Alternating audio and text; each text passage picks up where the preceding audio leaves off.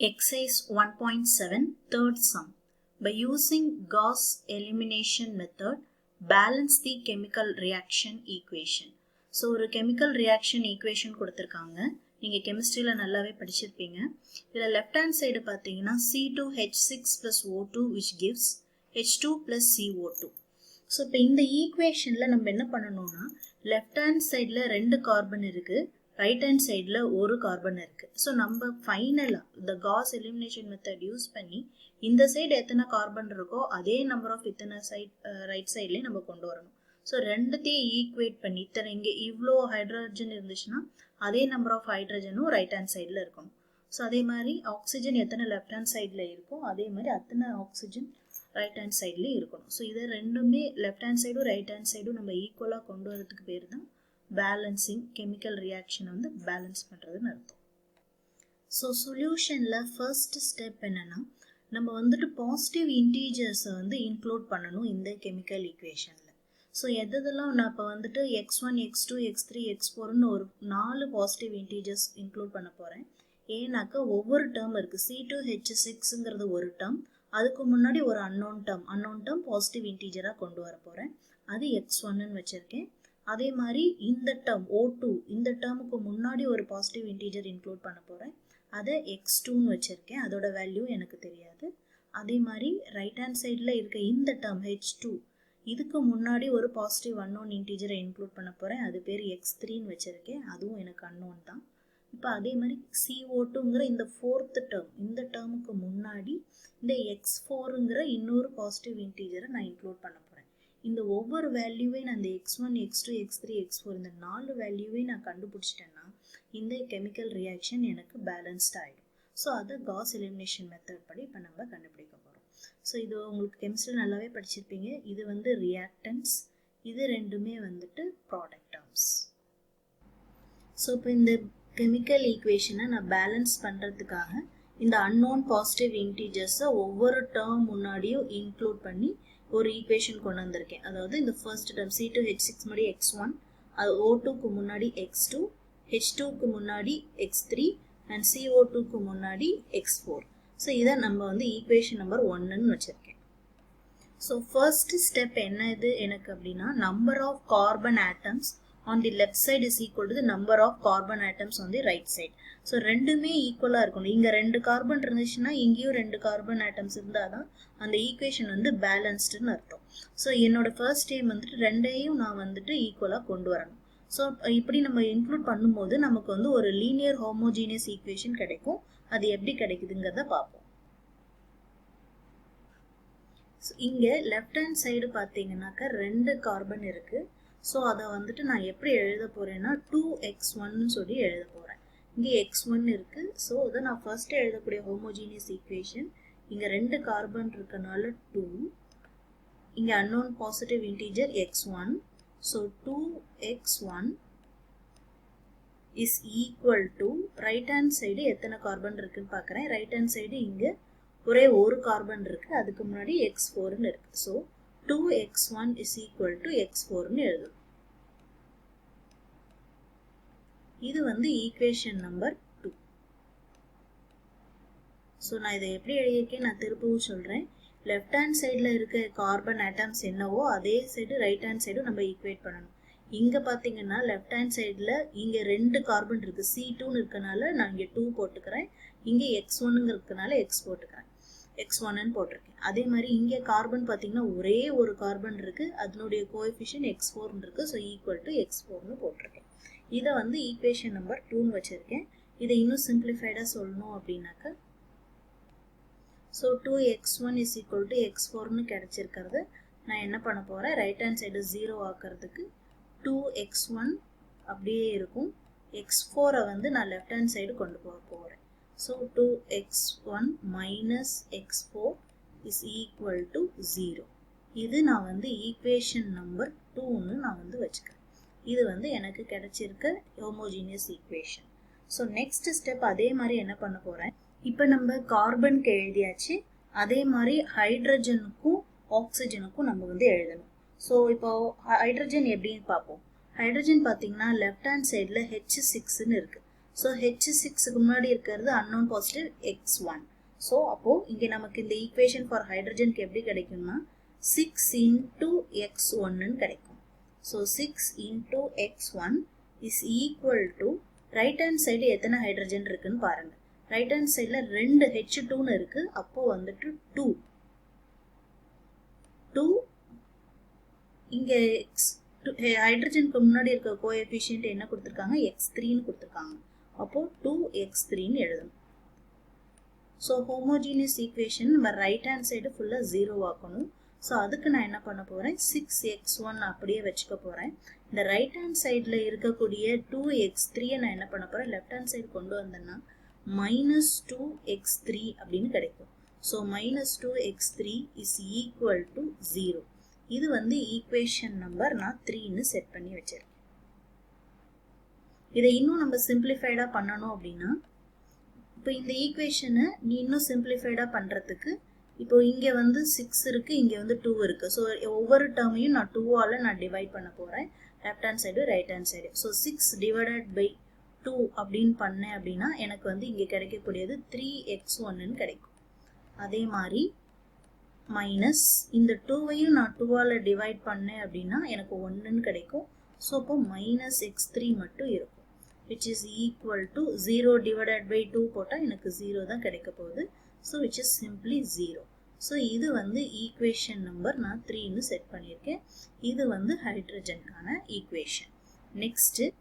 Next நான் ஆக்சிஜனுக்கான homogeneous equation எழுத போகிறேன்.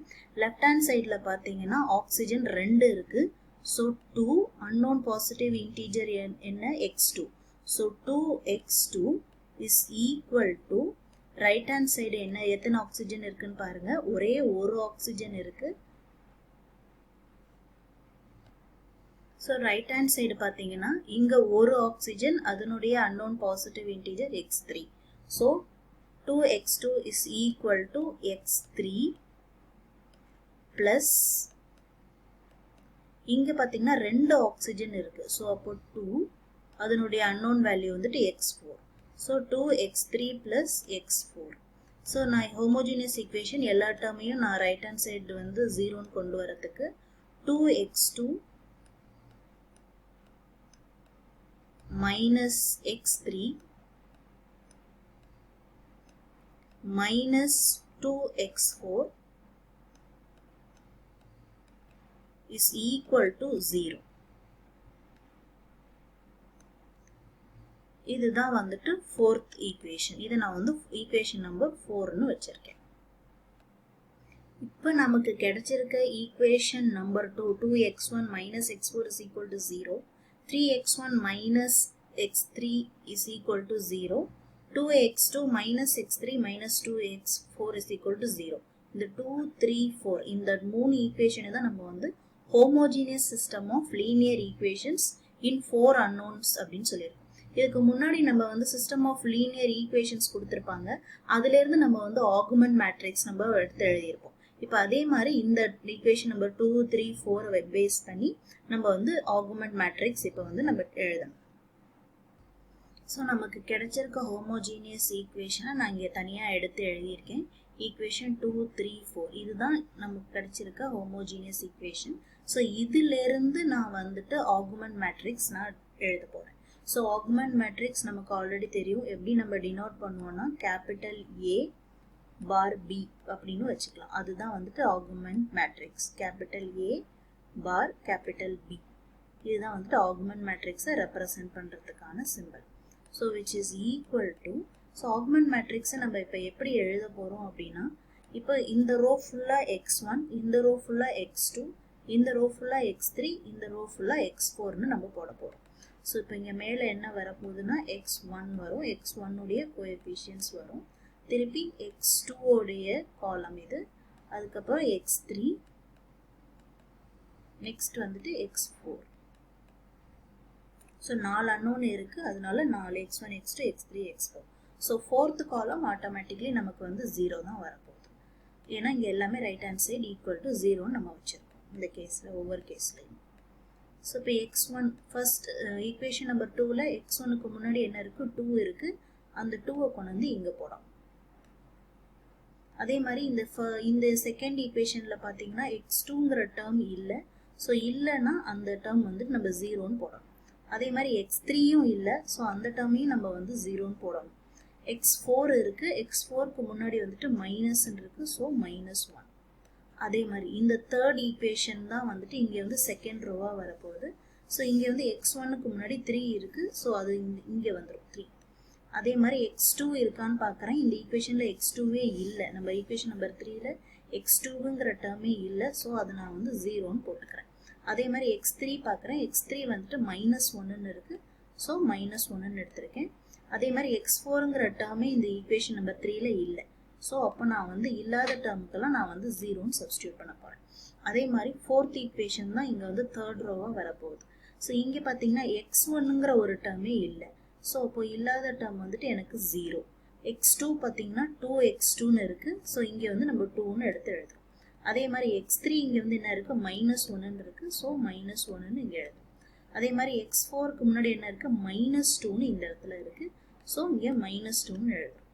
ஸோ ஆகுமெண்ட் மேட்ரிக்ஸ் இந்த காலமில் எல்லாமே ரைட் ஹேண்ட் சைட் 0 0ன்னு இருக்குது.